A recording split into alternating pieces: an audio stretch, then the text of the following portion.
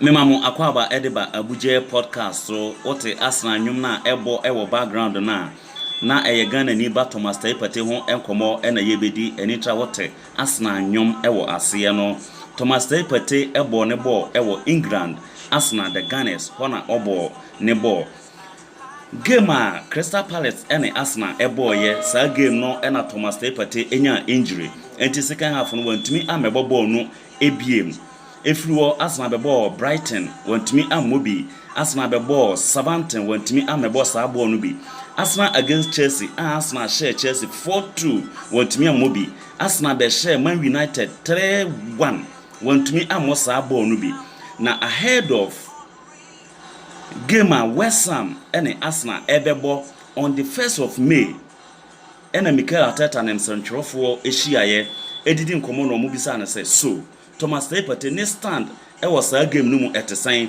Thomas Partey ne ho ato no so betumi asisa akan no bi anu ya Mikel Arteta Arsenal coach Edman Centrofo no kire say Thomas Partey ontumi emmobo no bi na season no nyina aba awieye we ya asema enye de emaganafo yenkona yenkoti asema Mikel Arteta editom Centrofo anim. All good, we'll kick off the Jeremy from Sky.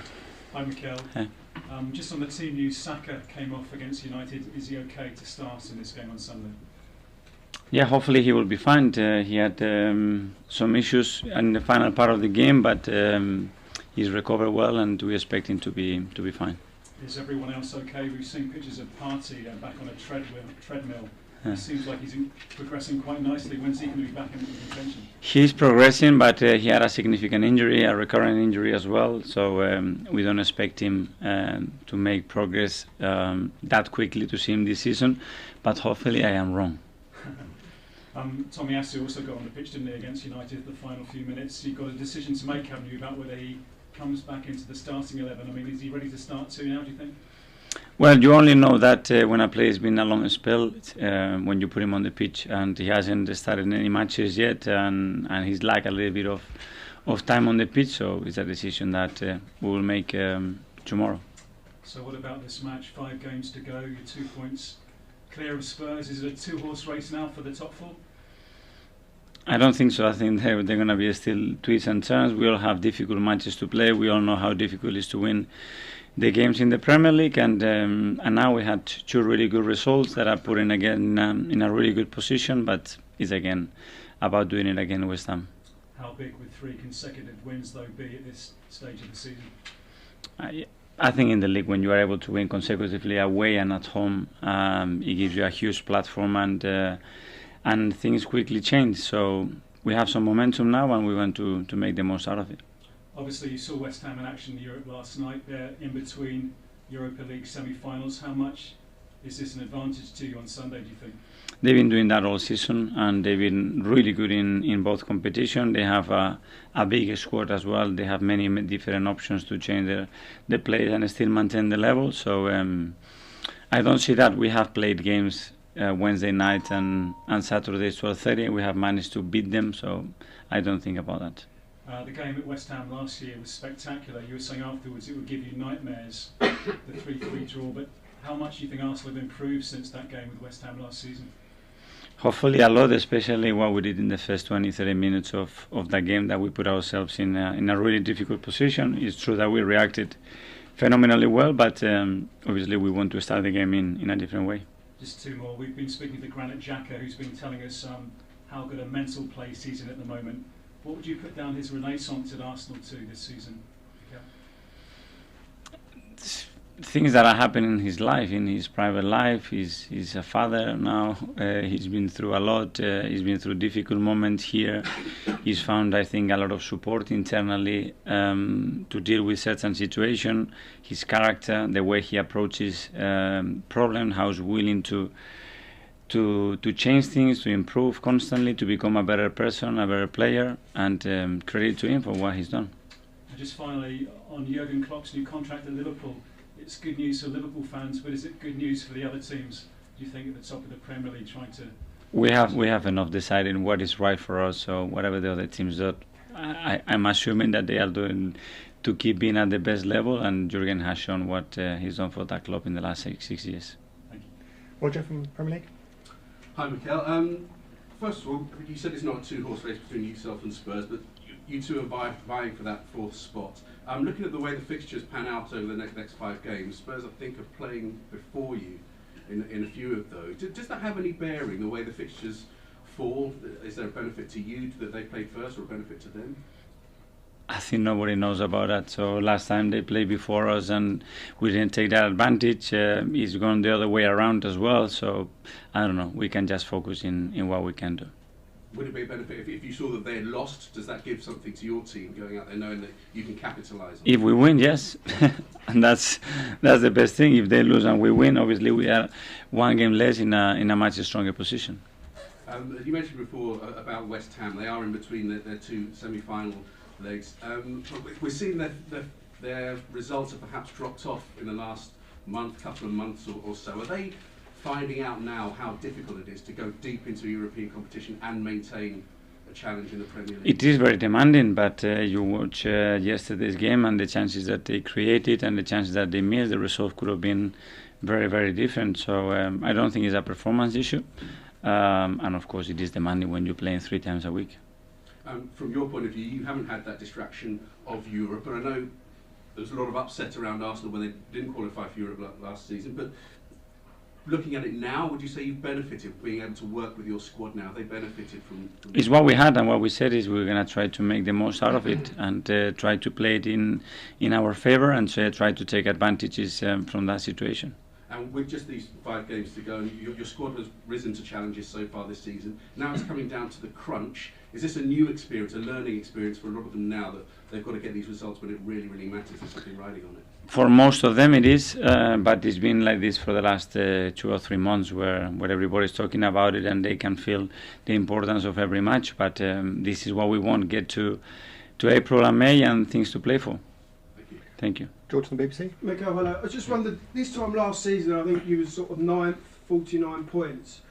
The journey that Arsenal have been on since then, just how much is a different place as the club now from what it was 12 months ago? What's changed so much? Or have you just got better players than you had 12 months ago? We have very different players, very different squad. I think we have a very different environment. I think the unity that exists right now between the team, the staff, our supporters, and externally is completely different and is very, very beneficial for the team.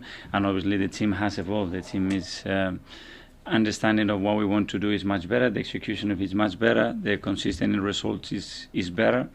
And what we are trying to do is seek for improvements every single day. And probably what we did a year ago is what you see now. Do you think you're probably a better manager, possibly, than you were 12 months ago? I hope I am, and worse than tomorrow. This is my aim every day. When you look back to that summer, you had a plan. Do you know your plan already with the top people at the club about what you want and what you want from new players potentially in the summer? Yes. You've identified talents already, potentially, and that's regardless of where you finish in the Champions League, possibly? It's not that easy as that, but the plan is very clear. Okay, and just one, does that plan involve Hector Bellerin, or do you expect him to leave in the summer? Any player with a contractual obligation with us, both ways, is our player and is considered as our player. So every plan is considering that possibility exists and how they could fit in our team. Iain, Talksport. Hi, Mikel, you well? Hi. Very good. I mean, obviously West Ham are expected to rest a lot of their first choice players for their game on Sunday, and probably Leicester will do the same at Spurs. So, I mean, do you see any problems with either manager Brendan Rodgers or David Moyes doing that when you two are both fighting the top 4?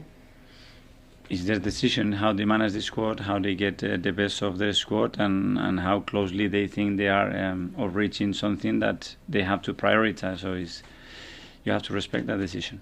How difficult is it to plan for a game against a team that might put out a much changed or weakened team?